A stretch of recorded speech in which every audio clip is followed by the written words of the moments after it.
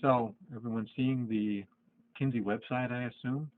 I'm going to close that tab. I'm using Chrome, by the way, which turns out to be the best browser when you're using the Kinsey reports. It behaves the best. It will work in all browsers, but if you're having any troubles in your browser, you might just want to try it with another browser and see if that tends to place things better on the screen and operate a little bit better. But now this first piece, we're concentrating on loss and security reporting. I'm sure you've heard several different terms for it. There's LS9, LS, loss and security. Some even call it LSF security. I'm just going to call it loss and security because it applies to both versions 9 and 10. And that's the same as the Kinsey reports. They work on versions 9 and 10. I've had that question many times. Yes, it works perfectly on both versions. And the latest and greatest does operate seamlessly on everything. So from the Kinsey URL, which is specific to your particular installation, I'm going to start by clicking on the middle tab, the LS reporting for loss and security reporting. Now, depending on which options you've purchased from Kinsey, you'll have any or all of these buttons that you see across the top. And you can see the piece at the bottom, which shows you the number of security changes that have been made in the last 31 days. This is one of the many dashboard reports showing in here. But I'm going to dive into the security reporting, the top left button. I assume everybody can see my little colorful mouse here. Now, you've probably been faced with this. You click on something and say, all right, why isn't anything filling in on my screen? Oh yes, I have to go up here and pick the server first. I'm going to focus on our Kinsey production server. And once you're in the server, then you have to pick the security profile that contains all the security classes and rules. A profile is basically a bucket holding your security classes and rules. And this tells us which of these application profiles to focus on. You notice that one of them has a star beside it. That's the one that's been configured as the default. And the star makes it easier to pick that. So I assume everyone knows and loves this screen, which contains all the groupings of queries or reports that we've got. So we've got them grouped under users, roles, tasks, which are the same as security classes.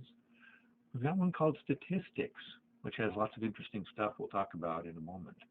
And the listener, which we'll do that in a later session. So I'll start under the users section. What I want to do with it, this is the biggest kahuna, user all objects. This is going to show every user and every single thing they're attached to, be it screens, tables, function code, or not function codes, the system codes, various things. I'm going to just run it wide open and see. Now, when you run this with your thousands of users, odds are this is going to give you a warning. It's like, danger, Will Robinson. This is likely to be well over 100,000 records found, maybe even in the millions. And this gives you an opportunity, if it's more than 10,000, to say, I don't want to wait the several minutes that it's going to take to load all this data through the network lines to my PC. And then you can do it later, or if you wish to click yes with a huge number, it'll take a few minutes, so your browser will be occupied during those few minutes and you can do something else. I'll go ahead and click on yes, since 27,000 isn't too bad. And you can see it'll depend on your Kinsey server on how quickly that responds. But that was perfectly acceptable for 27,000. I'm happy to go up to 70 or 80,000. Getting close to 100,000 or more, those are the ones I have doubt about. So, and this guy shows you, of course, every object, if it's a program, a token, what it is, what the rule is, all sorts of information about it that you can research or filter on in this. And I'm going to show you some filtering with some other pieces here. I want to go to the user identities. Now this guy, again, on the Kinsey server, we don't have a lot of users, but I'll show what we've got for the identities. Now the identities, that's that stuff that's in the second tab of the Security Administrator. And this is what connects you to your single sign-on portal, your environment, LSF 901, or if you're looking at version 10, it'll be something like Infor LCT. I can see the employee identity, which allows employee self-service to work, requester identities, all that type of stuff. But this screen is kind of messy to review, look at, try to do any analysis through. So I want to show you a feature that you may or may not be aware of. That's the ability to group by anything that's on this screen. So if I take the identity header, click on that, I'm going to drag it up 1/4 inch and drop it. Look at that, it makes a nice tight set of groups by identity, so I can much more easily analyze what I've got and focus on the piece that I really want to determine. Like right now, let's say I want to see who is set up as a requester. I can just click the arrow beside that one, and it opens up that grouping of 6 to show me which users are set up as requesters. Now, of course, on the Kinsey test system, we're using the same requester ID for several different people, but yours will have different requester IDs for everyone. But with this grouping, you can then pick and choose what groups you want to expand. And like we just have one that's in the Enwisen group, good old Mike Nitka, the guy who's behind all this stuff and makes it all function for you. But the key part is I wanted to show you this identity. You can do multiple groupings. You can drag additional headers into that column. If I want to go back to the original, I just hit the X, and then it ungroups and puts the original set of stuff back. So keep that in your mind. Group by anything, just to experiment with it and see if it gives you a more useful view of the data that you're looking at. For the next piece, this is a fairly new query, user identity missing. Mike has added many features in here that help you do cleanup, find orphans, everything around the edges that otherwise you stumble into. What I want to find is identities that don't exist, and for that purpose, I want to focus on the employee self-service identity. Everybody should have the employee self-service identity, and if anybody doesn't have it, they're going to squawk soon as they try to use that, because it's not going to work. Now, another fantastic feature in the Kinsey reports.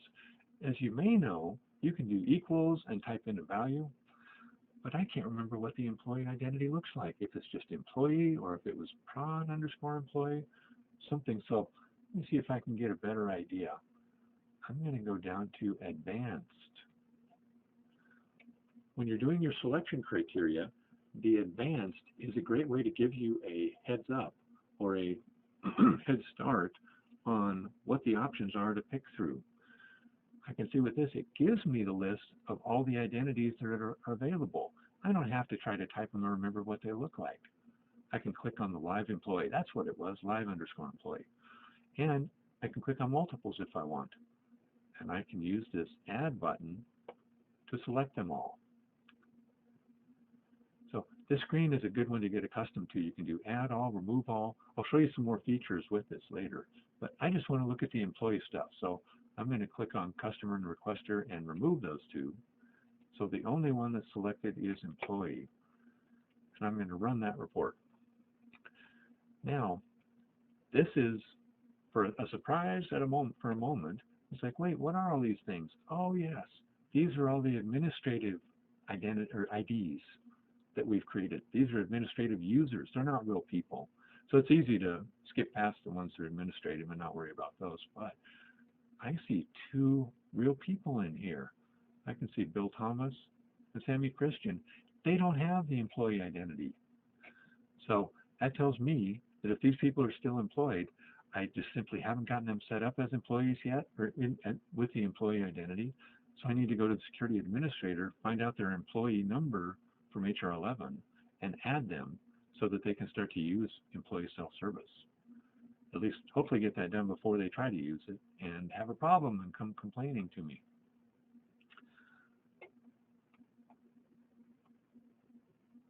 So let me focus on the next piece. User role. This guy, I find it helpful in that it shows me for each person every role that they're attached to. And I can see Bill Thomas is attached to a whole bunch of different roles. But I'd sort of like to compare Bill Thomas with Frank Nelson and see what different roles they've got. My problem is, since it lists it with one of these in every row, which is helpful for many things, it makes it hard to compare different people. So Mike created a query that helps with that. This user role group, this is now one of my favorites. When I run that guy, it's going to show me every user, but now the roles are all in one cell, essentially one entry, comma delimited. So this way I can much more easily compare the roles. And same thing with groups. It included all the groups that everyone is attached to. That's, for me, it's a little easier view to look at than with all the rows spread out vertically, as in the original query that I wrote many years ago. But now from here, I want to do some more stuff with this. I want to compare and so on. So I'm going to pop them into Excel. You can pop them into a PDF. I can take them straight to print. But for my purposes, I want to go to Excel. So it built the Excel spreadsheet. I'm going to click download, and there it is. I'll get rid of that enable editing piece. So here's the same data I was just looking at, but now it's in an Excel spreadsheet, and I can mix and match and sort and do all the varieties of things that you can do with Excel. I know you're all Excel lovers, and you do many things with that. But this gives you the ability to pull anything out of loss and security into Excel for further comparison and analysis.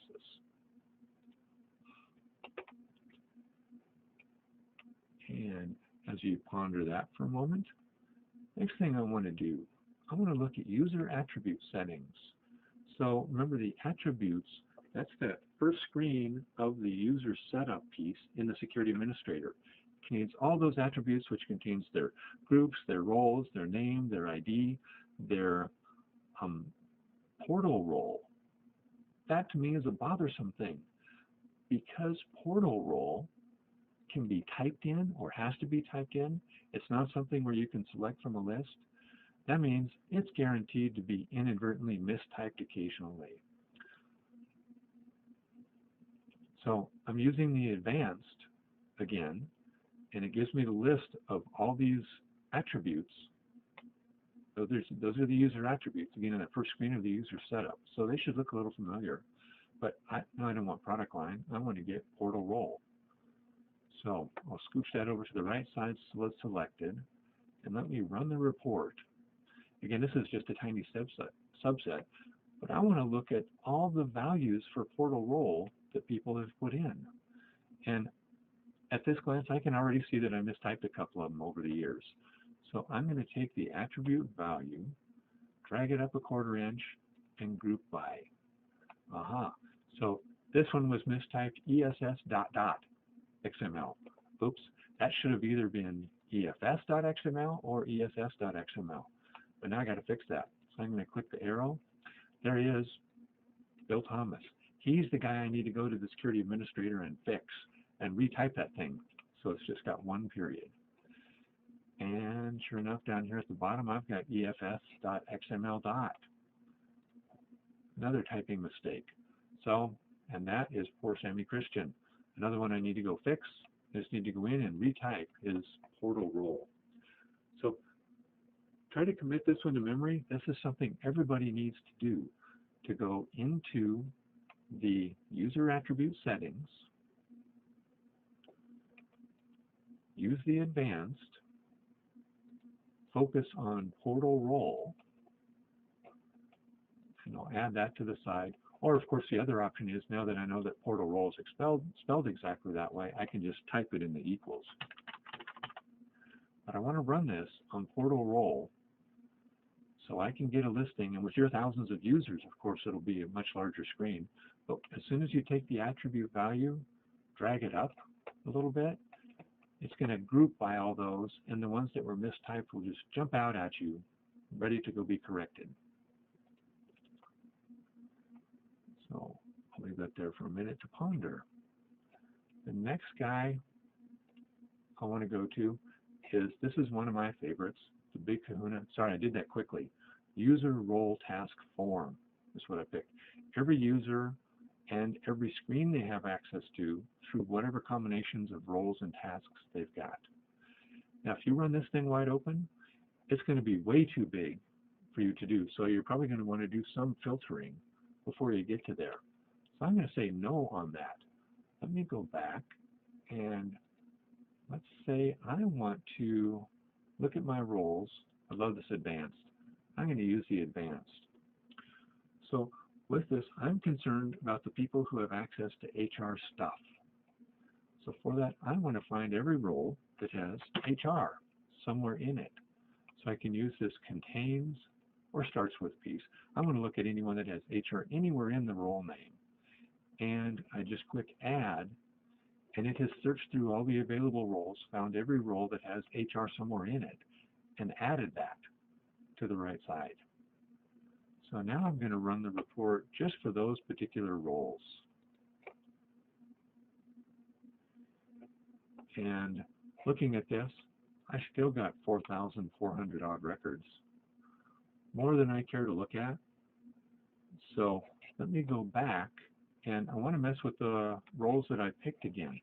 So I use this show search criteria in the upper right corner to get this whole thing back. I don't have to go back to the original list and click on use a role task form again. I can just click the show or hide search criteria to get access to those. But now, let's say I just want to focus on HR clerical, and I'm just left clicking on these. You can just left click or right click on multiples and it'll collect them all. So I wish to remove those three, so now all I've got left is HR clerical. Let me run the report on HR clerical and see what I've got. Okay, 342 records. This is a little bit better. But now, on each of these columns, if I want to sort by that, all you have to do is click on the header. So I want to sort by form, and there it just clicked by form. Okay, this is a little bit bothersome. I've got a bunch of duplicates. HR00.1, 00.2. That's interesting. Let me do some more filtering. I want to see what this guy has for HR11. So I just clicked that little funnel to the right of the header, and it brings down these filtering options, and you can put 2 filtering options in here with all sorts of capabilities. I want to have the ones that have HR11 but not something, or equal to, uppercase, lowercase. Oops, excuse me, I clicked on something that grouped by. Let me undo that and get back again. So this is where I went to the role. I went to advanced, and all I want is HR clerical. So I'm going to add that guy and run the report. Now I've got this report. I'm clicking on the form header so I can sort by that. Now I want to filter for HR11. So let's see what they've got. You know what? They've got 2 HR11s, 2 sets of HR11. What is going on here? So it looks like they've got the HR setup task and HR setup inquiry task. Oh, interesting. As you probably know, the widest access is going to win. So all access is going to win. This person probably doesn't need both HR setup and HR setup inquiry. But I want to do a little more analysis before I figure out what I need to do here. First of all, the inquiry, INPM. I know HR11 has all kinds of crazy function codes. I can't remember what the heck M means. So that's what statistics is for. Under statistics, I'm going to metadata, forms, function code description. Click on that guy. I'm going to pick HR11.1. And let's see what the function codes look like on that guy. Okay, so as you probably know, it's got a whole bunch of function codes. I'm interested in what M means. So, and again, this can be piped out to a spreadsheet or whatever I want for a bunch of different forms, but they're in order. So I look at M is right next to I for inquire. So here's inquire. Oh, more is what M means. So there must be a page down or a button to get more information on what we're looking at. That sounds like a perfectly valid inquiry type function to me. There's no sort of update there. So now that I know that M means more, good. I validated that HR setup inquiry is good for HR11. But I want to see what else is in HR setup inquiry. So I just have to click on that, go to task form, and it's going to show me every screen that's in HR setup INQ, what the screen name is, the available function codes, so that when it says all access, I know exactly what that includes. And let me click on form to sort by that. You know, I see another problem here. This thing is named HR Setup INQ. And I see that for some of the screens, they look like they're inquiry-only types of functions. But what the heck is going on with all access here? It looks like I made a mistake. I must have created HR Setup INQ, added all these forms to it with the intent of going back and changing things to inquiry only, but I never got it done. Okay, I got to write that down on my to-do list. I got to go back and fix the HR Setup INQ so that it really is inquiry only for all these things. But looking back at where I was for HR Clerical, I think if they are supposed to have HR Setup, I should just remove HR Setup INQ from the list of security classes belonging to that role. And you can just more clean up that type of thing. As we go back, I wanted to show you a little bit more of metadata. Metadata forms, everybody I know needs this guy in various ways. I'm just going to run it wide open. It shows every form in Lawson, what the description is and what it's capable of. So I'm going to filter so that I get all the ones that have HR. Okay, here we go. So here's the HR 0, there's less than 10 setup screens, 11. Now, this is something that I would probably put into a spreadsheet and just keep handy because someone's always asking what is going on with whatever HR 15.3, job code user fields, or I need to know that. So this metadata piece, metadata forms under statistics gives you that. Now, I want to show you one incredibly powerful thing that's in these reports that I'm guessing most of you probably aren't even aware that's there. So what I want to focus on is, let me look at task all objects. So this is going to give me a list of every security class in the system and all the screens that belong to that security class. Okay, 14,000, that's a reasonable number to run. So I will let her rip here. Okay, so this is showing me, or let me see, if I focus on the object, let me sort by that. Okay, now I can see straight for all the objects that belong in my security profile. Very handy thing to know. I can export that to Excel, do whatever I wish with it. But what I want to know is what in the world have I changed recently? So for that, I'm going to run a historical comparison. What this is based on is a snapshot that I've taken at some previous time or multiple snapshots of the security configuration. And the last snapshot I took was at the end of last year, December of last year. So I want to compare to what in the world has been changed between December of last year and now. I suggest you take a snapshot every month, and that way at least you preserve this for future comparisons. So let me run that guy and see what the heck I've done. I see I've got 14,000 things that were changed.